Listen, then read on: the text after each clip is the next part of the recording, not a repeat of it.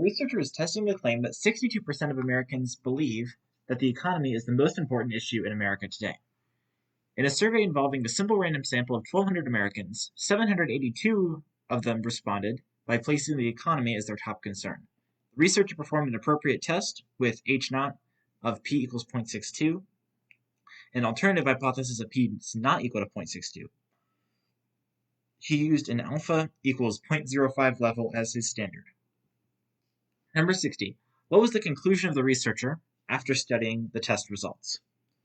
So, in the previous video, on number 59, it asked us to calculate the test statistic, which, by the way, was 2.26. And I'm not going to go over how to do that in this video because I went over it in the last video, but you are going to need that for this question.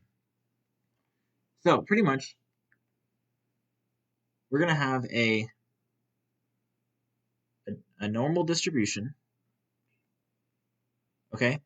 The mean is going to be 0.62. And what this 2.26 here says is that this data point, right, the 782 out of 1,200, is 2.26 standard errors away from this 0.62. Okay? Another way you could express this is if you had a normal graph like this. You put the middle here at 0, then this is called standardizing the data. You can take this point right here, or whatever it is, and say this point is 2.26, right? And what the p-value is, what it says in this p-value right here, the p-value is a probability of having a data point that extreme or more extreme, right? So for those of you who are familiar, the area under a normal graph is the same as the probability. So finding the area to the right of this 2.26 would be the probability of having a test statistic of 2.26 or greater. Okay? We have to be careful, though, because this alternate hypothesis says p is not equal to 0.62, not just p is greater than 0.62. So we actually have to do this on the other side as well. Because this normal graph is symmetrical, it's pretty easy. We can just take our answer and multiply by 2, but graphically, it's going to look like this. So we basically have to find these two areas and add them together, but they're going to be equivalent. So we can just find one of them and double it. So the way we can do that is you go to your calculator, and we have a tool in our calculator that will let us find the area under a normal curve. So I go to Menu, and then Statistics, and then number 5 is for Distributions. And then I see number 2 says Normal CDF, and this is the tool we use to find the areas under normal curves.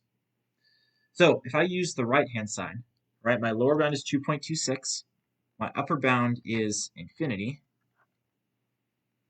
my mean is 0, and my standard deviation is 1. That's part of what we did standardizing the data. So I'll click OK. And this is the area that we have on the right of the graph. Well, remember, we had those two tails, so I'm going to take this and multiply by 2. And this, rounded to the nearest hundredth, will give me a p-value of 0.02. Oh, wrong thing. P-value of 0.02. Now the question is, does this mean we reject the null hypothesis or fail to reject the null hypothesis? Well, the answer lies right here. It says we used an alpha of 0.05. What this means is that if we get a p-value of less than 0.05, then we're going to reject the null hypothesis. That's what this means. You can imagine it as the lower our significance level, the harder it is to reject the null hypothesis, right? So if you use an alpha of 0.05, any p-value you get less than 0.05 is going to be good enough. But if you used an alpha level of 0.01, you can imagine that you would need like a more extreme data point in order to reject your null hypothesis. So we're going to use answer choice D. I will show you how to do this on your calculator. In fact, you can kind of kill two birds with one stone on this one. You can do 59 and 60 in just with one calculator trick. So you go to statistics, and then number 7 for stat tests. And then I'm going to go to number 5 for one prop z test. And the reason I'm doing this, I'm using one prop because the sample that it gives you is just one proportion, right? It gives you that 782 out of 1200, right? One Prop Z test. So first thing, it says P0. That's basically your null hypothesis, right? That's going to be your 0.62. We had 782 successes out of 1200 total. And our alternate hypothesis is, yes, we're going to have this, it's going to be not equal to. Proportion is not equal to P naught.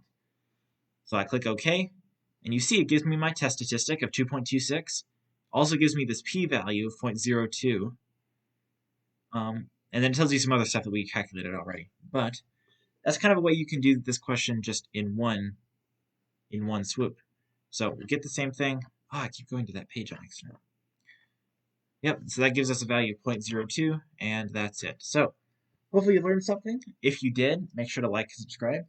Don't be afraid to leave a comment if you think I missed something or made a mistake, because I do make mistakes. Or if you just want me to make any specific videos. So this is the end of this test. I hope you got some pretty good knowledge from this test. This is a good one to go over. Has some good concepts, but nothing that's like way outside of something that you could learn from a video. And I guess I will see you at the next test. I'll see you next time.